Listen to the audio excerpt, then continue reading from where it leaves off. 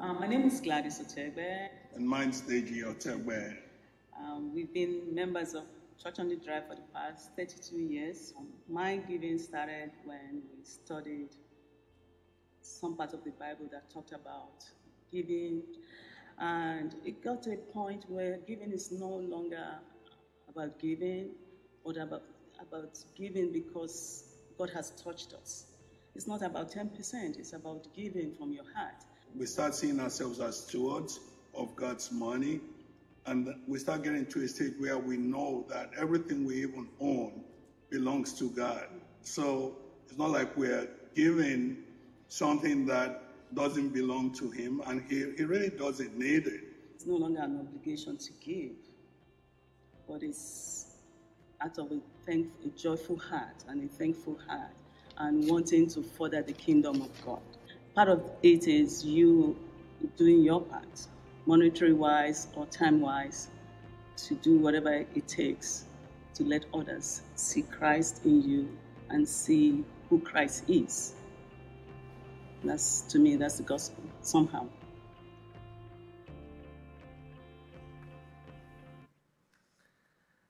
Wow. I mean, it's a good day already, ain't it? Man, thank you, man. Thank you, Gladys and Deji. Hey, you may be wondering why there's a bunch of flags all around us. If you're like, man, what's going on here? Well, we're just very international, for one. But also, because this is our month that we're focusing in on serving others, both locally and globally. So this is a missions emphasis time for us. We believe that God has called us to that we're called to equip those who are near and far from here. We want to help lead people in a growing relationship with Jesus wherever they might be, however we might be able to do that. So you might see all these flags and go, well, what does that have to do with the flags? It's because everywhere you see a flag, there's a missionary. There's somebody trying to spread the good news about Jesus. There's somebody who's out there learning about Jesus for the first time or being led in this growing relationship with Jesus. And that's pretty exciting. So when you see these flags, I hope that within you, maybe you just say a soft, quick prayer within yourself. God, lift up these missionaries to you. Think about them during the week, too. Write it down. Think about them. Maybe even pray for a specific country that God might put on your heart somewhere, something like that. Real quick, if you'll allow me just a quick point of privilege, because I have the mic. We have a teenager who is in the Czech Republic right now, who's, I believe, joining us online. Hey, James, if you're there, hey, man, we're thinking about you and we love you. He was here for a whole year, and he was part of Monarch School and everything, and he's back in the Czech Republic, and he watches with us on Sunday. How cool is that? Okay, so can we just say welcome to James? Yeah. Every once in a while, we want to see that because that's cool, man. Like that he's able to do it. Like God has blessed us with this amazing opportunity with technology, hasn't He? Isn't that incredible? And when you give of your money, you make things like that possible. That's insane, man, that we get to do those things together. So our series right now that we're going through is called Good Money, Good Time. Good money, good time. And it's all about the ways we use our money and we use our time for good. Specifically, the good of God's kingdom. Because that's what it's all about. We want to be all up in God's kingdom.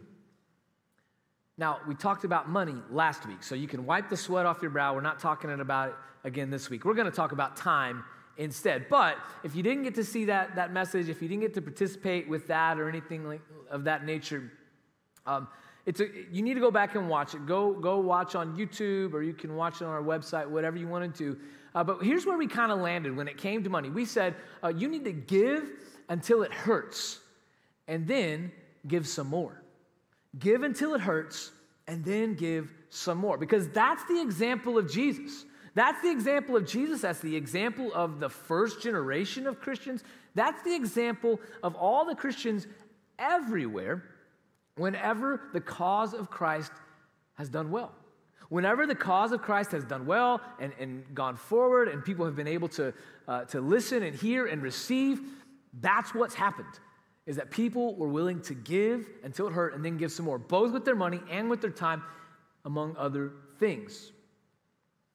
That's the good news. That's the good news. Now that was last Sunday, but since last Sunday, we've had a lot go on in our world, haven't we? We've had a lot go on. For one, we had a hurricane. Congrats to us. We made it through. We're good. But we made it through, and hopefully with minimal damage around you. If there was more than that, let us know, and we can come and try to help get that cleared up with you. But we also had an election, didn't we? We almost forgot about the election because we had the hurricane right after. But there was this election. Now, I want you to know this about me. If you don't know this about me, I love Election Day. Big fan of elections right here.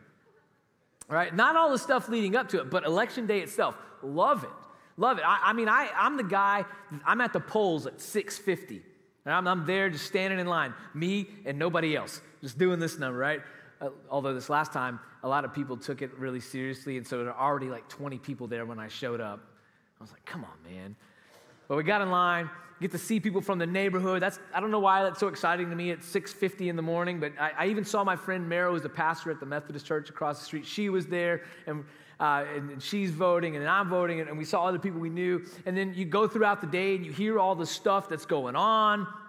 You're breaking it down. Oh, we're seeing this kind of voter turnout here, and this kind of voter turnout over here, and this is going on over there. I love it.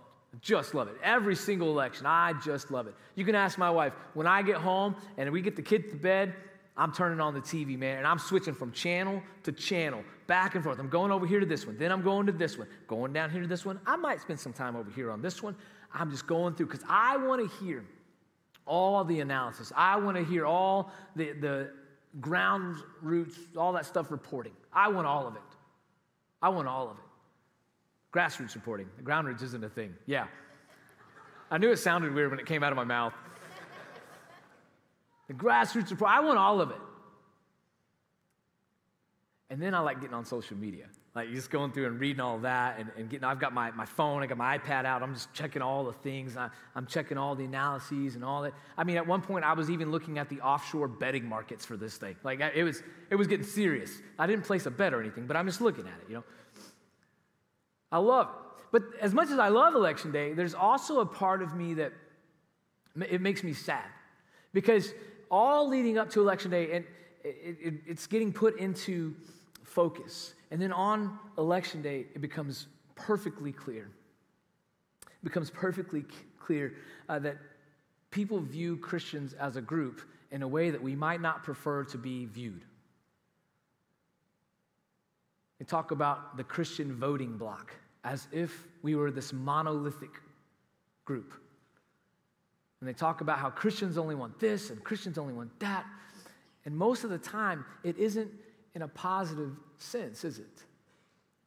It isn't always in a positive sense. And more than that, I see how these people who claim to follow Jesus, who claim that Jesus is the center of everything they do, I see the words that they write on Facebook and on Twitter and on Instagram. I see the articles they share. I see the interviews they give to local media outlets and national media outlets. I see pastors saying these things, and they're choosing party and politics over King Jesus. And if you're a follower of Jesus, I hope that makes you sad too. Because we should never, ever compromise our commitment to make Jesus king of every part of our life. Because at the end of the day, it's not about what party you're a part of. It's not about your politics. It's about your relationship with Jesus. It's about, are you following the King of Kings, and have you given up everything to follow him? Look, we all bring our own baggage to the table. We all bring our own interpretations of things to the table. Where we get in trouble is when we start saying, that's God's interpretation too. Some things are clear, but other things, there's room for disagreement. There's room for conversation, for dialogue, debate. And on those things, we should be kind and merciful to each other and seek peace in every way we possibly can. I don't know, like many of you, I grew up in the midst of these culture wars. It almost seems like old hat at this point, like that's the only way it's ever going to be. Where Christians, we're trying to kind of save the faith of the next generation. So they started developing all these alternatives to what the world had to offer, right? You had Christian music, and you had Christian movies, and you had Christian television, and then you had Christian T-shirts. And at one point, I saw Christian mints, like they called them Testaments. You ever see those, right? That's pretty good. I mean, that's good advertising, right? They had different things like that. And it became this and then us versus them, because we got to save the next generation and the generation after that. And I agree. We want to set ourselves up to affect the next generation. And we want the next generation to follow Jesus, and the generation after that to follow Jesus, and the generation after that to follow Jesus. We want everybody to follow Jesus is the thing. And when we put it like that, when we said we've got to preserve for the next generation, what a lot of people heard was a call to battle. A call to a culture war that didn't have to exist. It didn't have to be like that. It didn't have to be like that. And so a lot of these people who had felt this call to a culture war and into battle for the cause of Christ, for them, the ends justified the means. And they started adopting the tactics of people who were outside the church. They started being bullies online, started being bullies in the media. They started talking in ways that they shouldn't talk, putting up with things they shouldn't put up with. And the trouble is, that approach doesn't work. And we know it doesn't work. Because after decades of these culture wars, the next generation is leaving the church. And those who stuck around long enough, a lot of them are now deconstructing their faith because they're trying to figure out, how can I love Jesus and then see all of this ugly stuff over here? And this person who taught me all of this stuff over here, they're really not that great. How can I trust any of this anymore? Look, this is how we know we haven't made it, is because our mission is very simple. It's a mission Jesus gave us. Our mission is this: to lead people in a growing relationship with Jesus. And if we're not doing that, then we need to change our approach. We need to change what we're doing. Sometimes that seems almost impossible anymore, doesn't it? It seems like there's just this group of us who are going to believe, and there's a group who are not. Because everywhere we look, it's almost as if we can't talk about our faith because we don't want to be embarrassed. We don't want people to associate us with them, with that group over there. We don't want people to do that sort of thing. It's almost as if sometimes we're embarrassed to even say I'm a Christian, certainly to live as if we are Christians. I think one of the things we need to understand as we approach this subject is that there is a difference between us and the first Christians. There is a massive difference between the way most of us live our lives and the way that the first generation of Christians lived their lives. See, there was a time when these first Christians were around, after Jesus died and was resurrected from the grave, came back. There was a time when these Christians made it seem irresistible to follow Jesus. Can you imagine that? A time when it was absolutely irresistible to follow Jesus.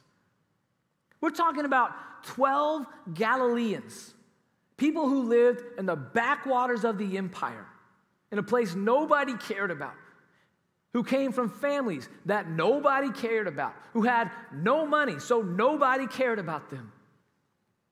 12 people like that who are still shaping the world today because of their witness to Jesus.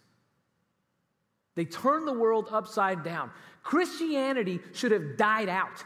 There's no reason for this thing to exist. There's no reason that this building and you and I should be here. There's no reason for it to exist. Everything statistically said that thing should be done with.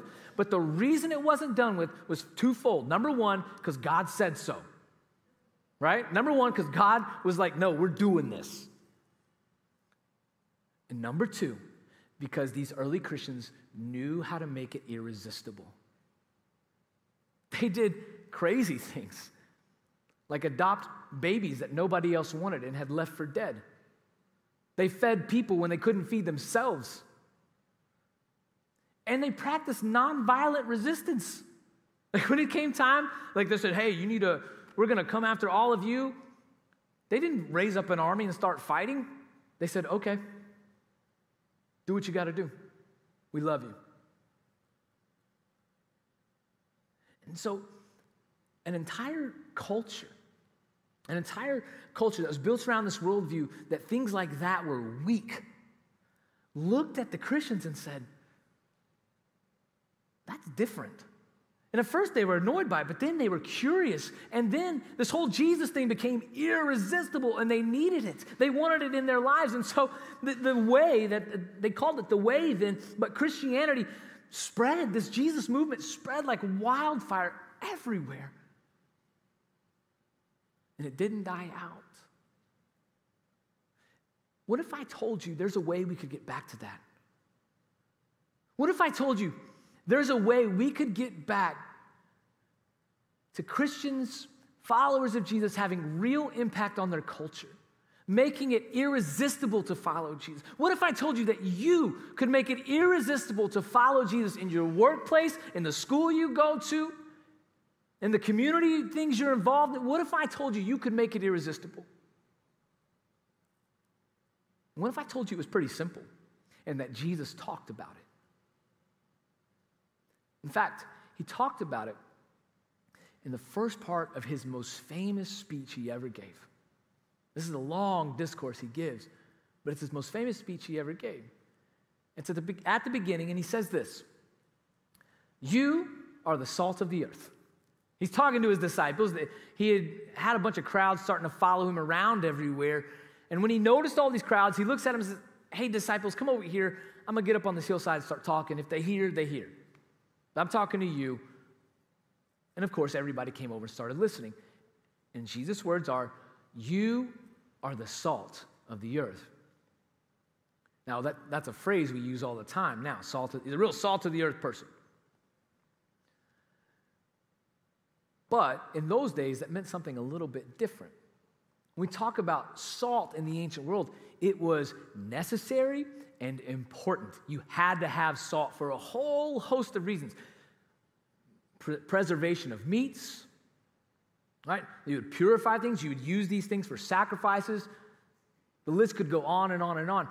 The point is this: the disciples, everybody listening to Jesus, they couldn't imagine a world without salt. They couldn't imagine a world where salt didn't exist and wasn't super important. It was that necessary and important in their life.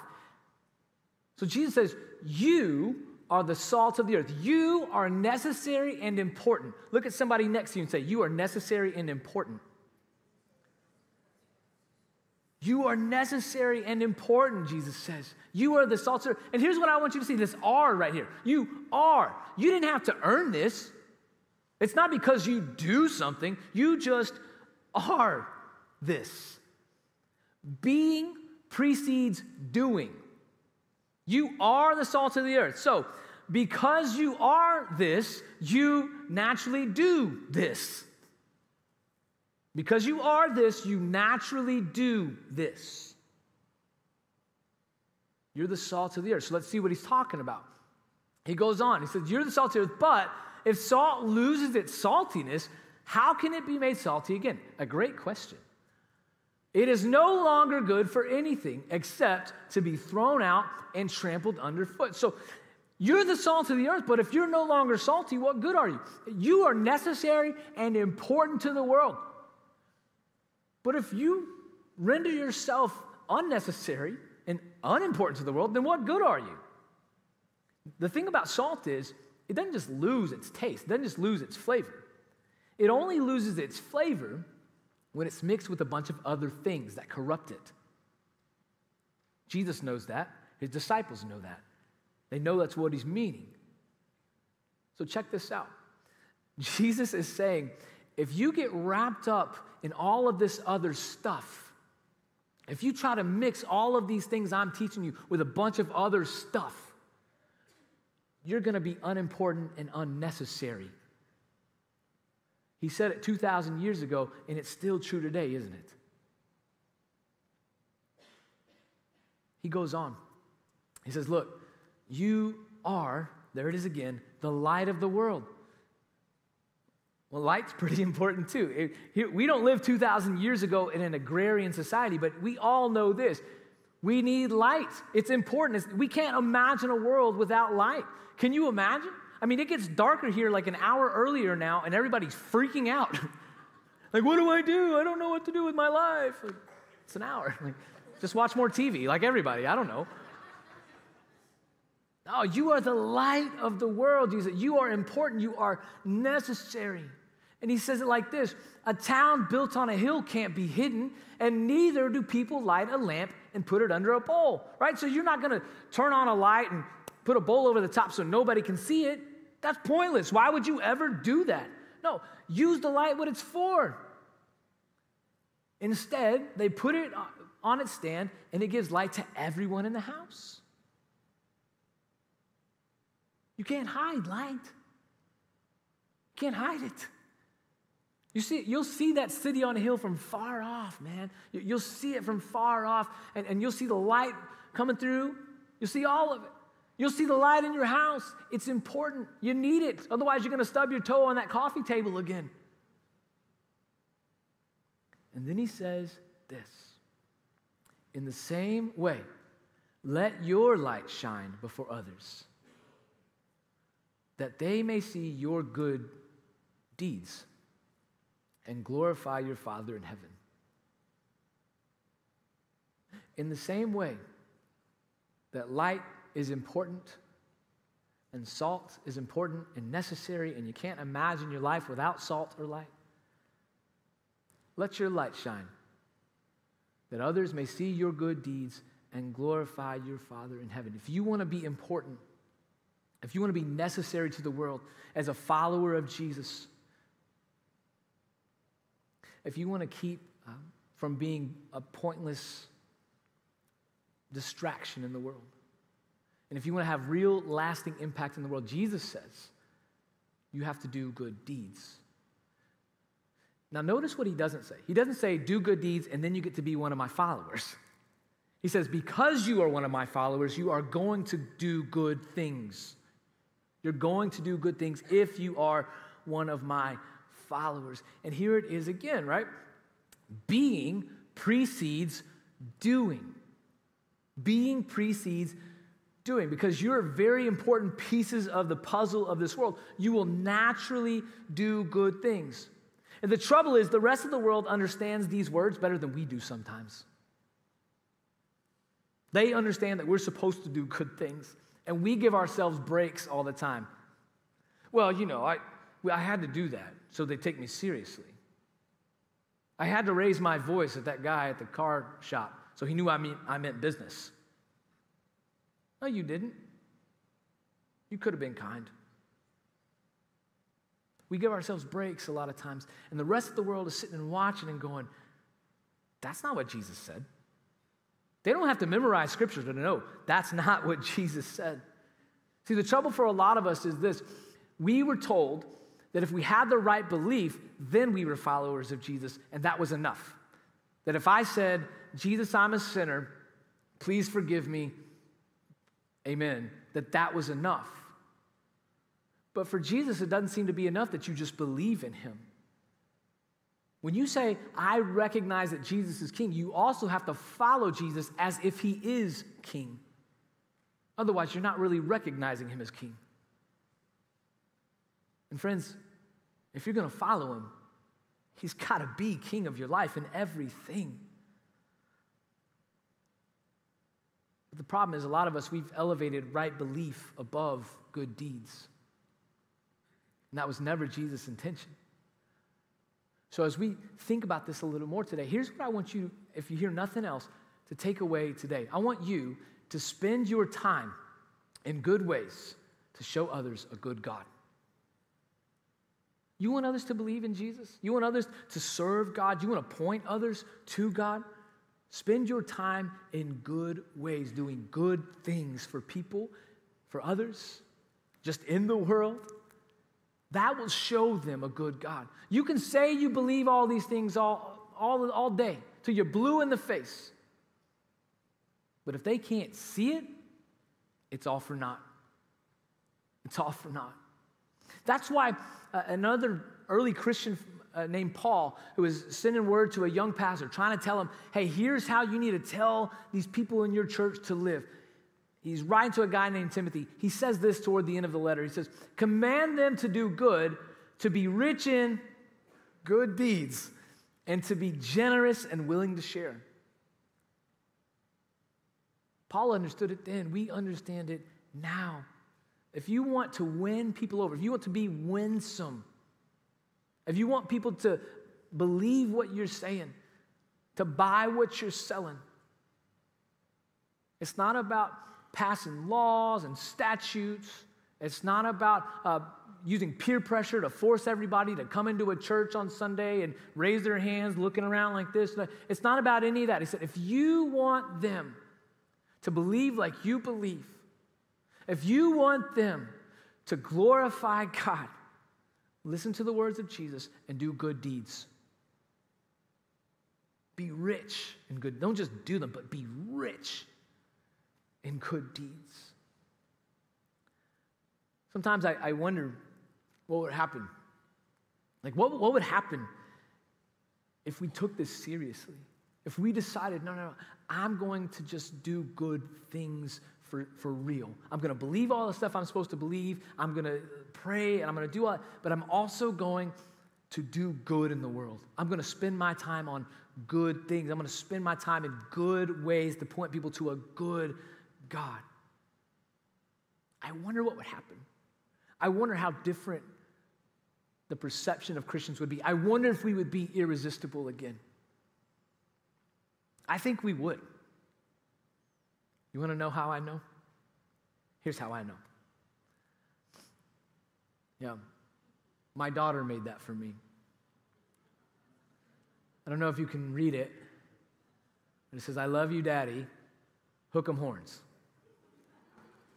which I love. That was sitting on the stove when I came in last night. We had a football game and with the high school, and I came in, and it was probably about 9:15 or so, and she had left it for me, sitting right on the stove, and she had made it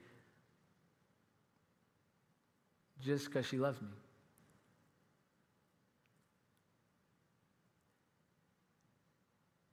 I'll do anything for that little girl. She spent her time in a good way. And it showed me the love of God. She didn't even mean to do that, but it showed me the love of God. I'm not saying you need to go and, hopefully you have better handwriting than this, but I'm not saying you need to go make these little pictures for everybody. But what I am saying is when you do good in the world, it draws people's heart towards you. And if their heart is drawn toward you, then their heart is going to be drawn towards the God you serve. Even if they don't believe, even if they never believe, hopefully they will, but even if they never believe, at the very least, you are being the presence of Jesus in their life, and that's all Jesus asks you to do. So, as we think about using our time in good ways to show others a good God, I think there's 4 ways we can do this primarily. The first is when you're spending time with your family and friends, right? Be with them. Get your phone out of your face. When you're at home with your family, man, get your phone out of your face. Quit looking up things every 5 seconds. Quit taking phone calls every time. Your kids need you, moms and dads, grandmas and grandpas. Your kids need you. And I'm as guilty of that as anybody else. I'm talking to myself too. They need you. Spend your time in good ways. You want your kids to listen to you about what you think matters in life, especially your faith? Let them know that they matter. The second thing is in your hobbies. Choose hobbies that are God-honoring. Choose hobbies that are God-honoring and help others. Maybe for you, it's joining a civic organization. Maybe for you, it's going and mentoring in the local schools or volunteering in some way. I don't know. Whatever you can do. Maybe it's here at the church, too. We've got a lot of things you can do here that serve others. Not just here, but around the world. Thirdly, serve here in the church. There's a lot of things you can do. We've got a coffee team, we've got a prayer team, we've got quilters who do amazing things, and they send these quilts out. We've got a kids ministry, we've got a student ministry, we've got a worship team, we've got tech team, we've got all sorts of things. You can serve here. There's a place for you too. But finally, I want you to figure out a way that you can serve others, just in general. Figure out a way you can serve others. You say, I don't know how to start. I don't know where to get started. You start the same way you start everything else in life. Google it, right? Where do I serve others in Orlando? Google it. You can also go to our website. You can scan this QR code if you want to, or you can go to churchonthedrive.org/serve if you'd like to. And the reason I point you there is because there's ways to get involved serving in our community, but also here in the church. If you don't see something that fits for you there, it'll send us an email and we can get working with you to find that spot. Maybe for you, it's serving at the Christian Service Center, going and doing their soup kitchen there, or Salvation Army, or somewhere. Get serving either in our city or here in our church, in our community. Whatever you do, spend your time well. Spend your time on good things so that you can show others a good God. Would you let me pray for you real quick? God, I thank you. I thank you that you've given us the responsibility and the privilege of getting to serve you. I thank you that you allow us to serve. Lord, I pray that you would help us to serve others with everything we have as we serve you with everything I have. Help us to give up everything so we can follow you, including time we'd rather spend doing nothing. We ask it in your name and we praise you. Amen.